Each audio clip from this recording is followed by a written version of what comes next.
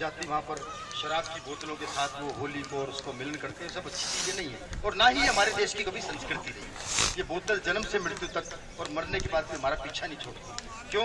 पैदा होती है बच्चे के हम दूध की बोतल लगा देते हैं, बच्चा स्कूल जाने लगता है तो पानी की बोतल पकड़ा देते हैं, स्कूल से वापस आके कोल्ड ड्रिंक की बोतल मांगता है, कॉलेज पहुंचते पहुंचते बच्चा बियर की बोतल, फुल जवानी में शराब की बोतल, शराब के साथ सोडे की बोतल, बुढ़ापे में ग्लूकोज की बोतल, मरने से पहले खून की बोतल और मरने के बाद गंगा जल की बोतल। तो एक आदमी रोज पी के आ जाता है। एक दिन घरवाली ने कसम खिलवा ली, आओ आज के बाद इसका सेवन नहीं करोगे। बोला आज के बाद इसका सेवन नहीं करूंगा। लेकिन कहते हैं चोर चोरी से जाए लेकिन हेरा फेरी से ना जाए। शाम को फिर पी के आ गया, घरवाली ने खोला दरवाजा, आई शराब की बदबू, एक दिया खींच के उसके, लगते ही वापस मुड़ लिया।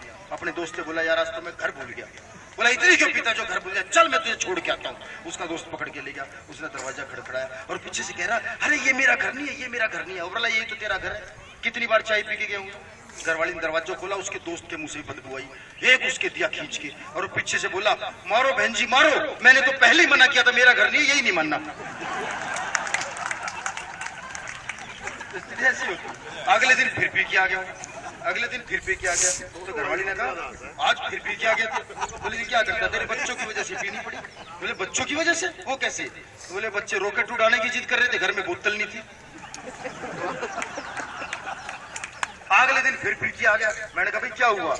बोले जी क्या बताऊं, बड़ी गड़बड़ होगी। बोले कैसे? बोले गलत संगत में फंस गया था आज मैं। बोले गलत संगत कैसी?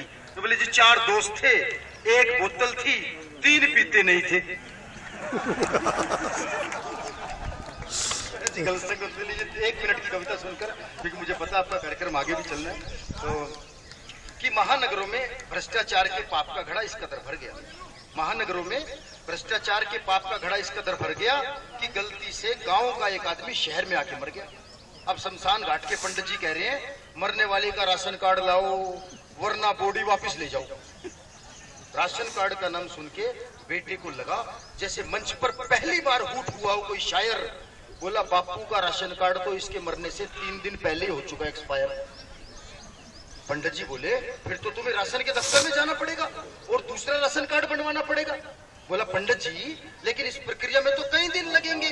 बोले तुम बिल्कुल चिंता मत करो, ये अपना परमानेंट किया है, हम कहीं नहीं भागेंगे, हम तो बॉडी को बर्फ में लगा के रखेंगे, खर्चा 2000 रुपए डेली। बेटा सोच रहा है बाप क्या मरा, इसने तो हमारी जान ले ली।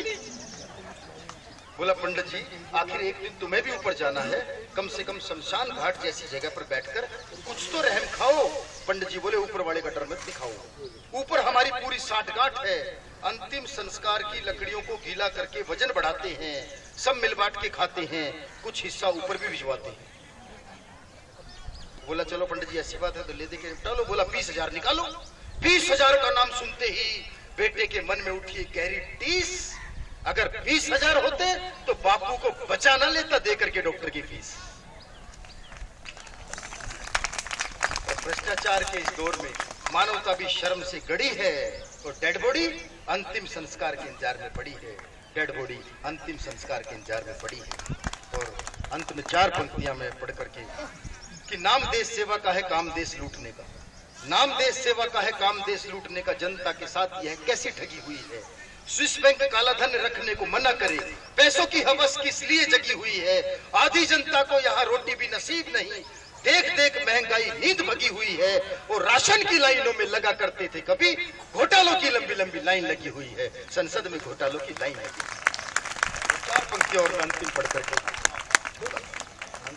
कि बीत गया वनवास हमारा राज तिलक की बेला है, चुनाव की घोषणा हो चुकी है। 4 पंक्तियां मैं पढ़कर समापन करता हूं कि बीत गया वनवास हमारा राज तिलक की बेला है, हर मुखड़े पर आशाओं का पड़े दिखाई मेला है, घर घर दीप जले खुशियों के काली छाया दाने दो, अवधपुरी बन जाए दिल्ली रामराज फिर आने दो, मिलकर सब सहयोग करें हम ये परिवर्तन लाने में, और मौका ये हम चूक न जाए भारत नया बनाने में, मौका ये हम चूक न जाए भारत नया बनाने में।